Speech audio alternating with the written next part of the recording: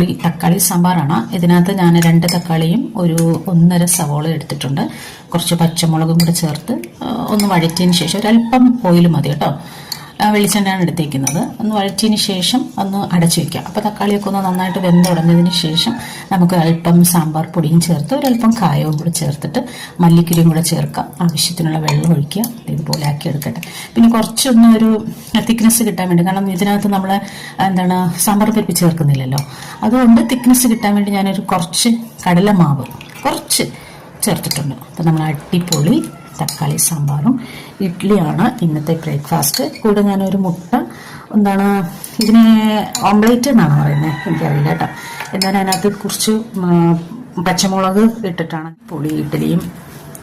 ഇത് എളുപ്പം തയ്യാറാക്കാൻ പറ്റുന്ന കറിയാണ് കേട്ടോ. നമുക്കിപ്പോൾ എന്തെങ്കിലും തിരക്കുണ്ട്, അല്ലെങ്കിൽ പെട്ടെന്നൊക്കെ ആരെങ്കിലും വന്നു, അല്ലെങ്കിൽ നമുക്ക് എവിടെയെങ്കിലും പോകണം, പെട്ടെന്ന് ഫുഡൊക്കെ റെഡിയാക്കണമെന്നുണ്ടെങ്കിൽ വെക്കാൻ പറ്റുന്ന സൂപ്പർ ഒരു സാമ്പാറെന്ന് തന്നെ പറയാം കേട്ടോ, അല്ലെങ്കിൽ തക്കാളി കറി എന്ന് എന്താണെങ്കിലും പറയാം. അടിപൊളി കറിയാണ്. അടിപൊളി.